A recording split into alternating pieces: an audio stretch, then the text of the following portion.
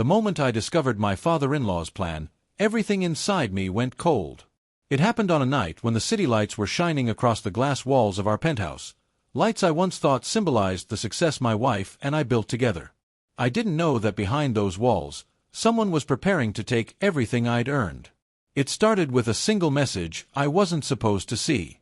I came home early from a work trip, my suitcase still in hand, when I heard voices coming from the study.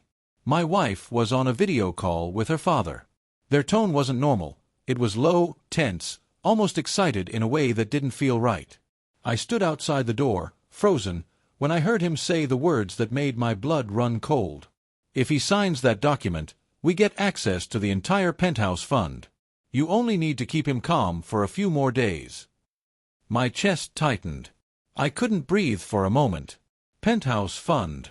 I whispered to myself. It was the money I had put aside, millions, saved over 10 years, intended for our future, our kids, our home. I trusted my wife with it because she was the person I believed would never betray me. But her silence confirmed everything. My father-in-law wasn't planning anything new. He had been plotting for months. My wife was part of it, or at least she wasn't stopping him. And I realized I was living with people who wanted my success, not me. I stepped away from the door quietly, heart hammering, mind racing. For hours, I sat alone in the dark corner of the living room, listening to the faint hum of the city below. Nothing felt real. Anger wasn't enough. Betrayal wasn't enough. I needed to think, calmly, smartly, quietly. The next morning, she acted normal. She kissed my cheek, made breakfast, even asked about my flight.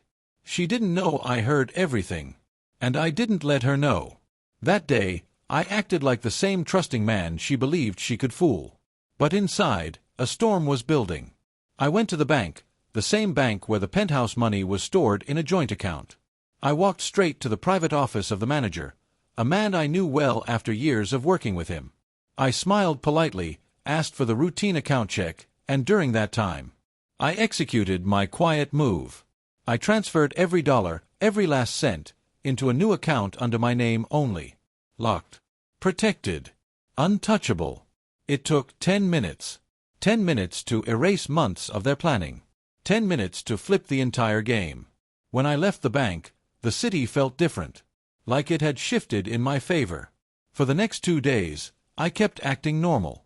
I took my wife to dinner. I laughed at her jokes. I pretended everything was perfect. She thought she was winning. But on the third day, the explosion happened. I heard her father shouting through the phone. "What do you mean the money is gone? How?" I stood outside the study again, watching her panic as she clicked through her laptop, her hands shaking. "It was there. I swear it was there 2 days ago." Her voice cracked. He didn't say anything. He didn't even look upset. For the first time, I stepped into the room. She froze. "Looking for something?" I asked calmly. Her face turned pale. She opened her mouth but couldn't speak. "I know everything," I said softly, not yelling, not angry, just done. "And you should have known.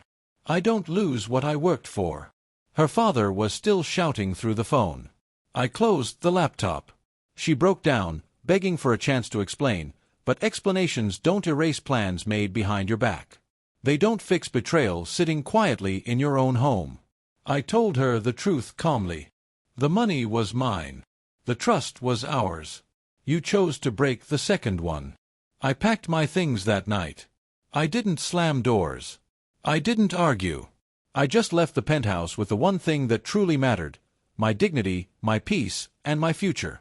She and her father wanted millions. Instead, they ended up with nothing. Sometimes the greatest revenge isn't loud. Sometimes it's the quietest move, made by the one they underestimated most.